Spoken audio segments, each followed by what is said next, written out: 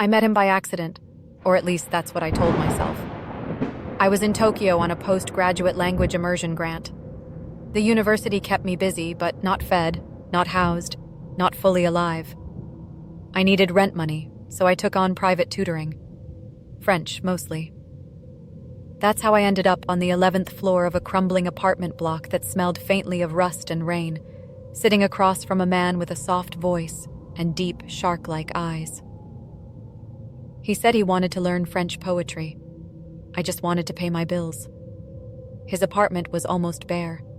A low table, a fragile chair, and books, so many books, lined across plain shelves, their spines worn down as if they'd been chewed. There were no curtains, no artwork, no signs of a life being lived. Just words, just silence. He told me to call him Mr. S. I didn't recognize him then. Not until the second lesson. That day, he smiled, softly, distantly, and a photo slipped from the pages of his book. I reached to pick it up. It was black and white. A woman's face. Her eyes were closed, lips slightly parted, serene in a way that didn't look like sleep. Around her neck, a thin silver chain with a single pearl, no bigger than a tear. She was very beautiful, he said gently. Very kind. Then he turned the page and asked me to continue. I didn't go back for 3 days. I told myself I was busy, but the truth was, I couldn't stop thinking about that photo, about him, about the way he looked at me, like I was something he'd already tasted in his mind. When I returned, I told myself it was just for the money. Every session, he served tea in tiny porcelain cups, pale blue, patterned with cranes that had faded with time. The tea was bitter and smoky, with a taste that lingered like ash. I asked what kind it was once. He only smiled. By the 6th lesson, I realized he never wrote anything down. He just listened, motionless, absorbing every word. When I misquoted a poem, even subtly, he corrected me without hesitation. "That's not what Verlaine wrote," he'd say softly. "You said that line before, but it's wrong." He remembered everything.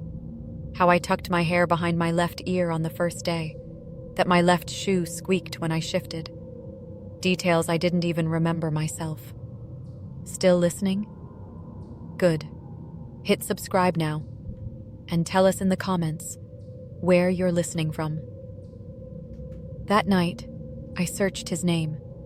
Not his full name, just fragments, his accent, a phrase he used. What I found didn't feel real. It read like horror fiction. Renée Hardevelt, Paris, 1981. A Japanese exchange student invited her to dinner, shot her in the neck, photographed her body, then spent 3 days consuming parts of it. He was caught, declared mentally unfit, deported, released. No trial, no prison. He was free. I stared at the screen, frozen. My hands were shaking. My skin felt like it didn't belong to me anymore. My breath was shallow. My mind scrambled to tell me I was wrong, that it couldn't be the same man. There had to be someone else out there with the same eyes, the same voice. But the next day, I went back. I don't know why. Curiosity, maybe, or fear, or something darker. Some twisted need to look the monster in the face again. He was already waiting, just like always. "You looked me up," he said. His tone was calm. I didn't answer. I didn't have to. "I was sick then," he added. "Very sick." "And now?" I asked. "I'm better," he said. "I write books now. They help." "What do you write about?" He smiled gently. The taste, he said, glancing at the window. The moment it touches the tongue, the silence, after the scream. That's when it feels real. My legs felt hollow. I stood, but barely. He didn't stop me from leaving. But just as I opened the door, he spoke again, almost fondly. She trusted me, right until the end. That was the most delicious part. That night I dreamed I was back at his table, but I couldn't move. I sat there, paralyzed, as he hummed quietly to himself and began peeling my skin away with careful, reverent hands, like he was unwrapping something precious. He laid my bones out on black velvet, each one tagged with a little card. Curiosity, doubt, hope, lust. Then he looked up at me. "You smell like memory," he whispered. And around my neck, I saw it. The necklace. The one from the photo. Thin silver. A pearl no bigger than a tear. I woke up gasping, sobbing into my pillow. I couldn't breathe. My chest felt crushed. The next morning I stood outside his apartment door for over an hour. I almost knocked. That was what terrified me most. Some part of me wanted to go back, wanted to ask what it felt like, wanted to know if I'd already become a memory too.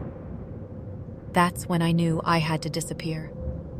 I quit the tutoring program, blocked his number, moved to the other side of the city. I changed everything. My routines, my neighborhood, even the name on my delivery apps. And I stopped drinking tea. A week later, a package arrived. No return address. Inside was one of his books, the same one he'd shown me once, calling it A Study of Hunger. I opened the cover. He had signed it. To my favorite student. "Your thighs looked especially tender that day in August. Thank you for the memory." My hands trembled. He hadn't just remembered me. He'd watched me, followed me, maybe even been inside my apartment. Or worse. I couldn't stop wondering, was this a fantasy or a confession? I left Japan 2 days later. Back in the US, I tried to forget. I told myself it was over, but sometimes, late at night, I catch the scent of that tea again. Bitter, smoky, with something coppery underneath. I don't own tea, haven't since Tokyo. Then, last week, I woke to that smell, stronger than ever. Not imagined, not faint. I walked into my kitchen. The kettle was still warm. On the table sat a porcelain cup, blue cranes, full, and next to it, a photograph, black and white, my face, eyes closed, lips slightly parted.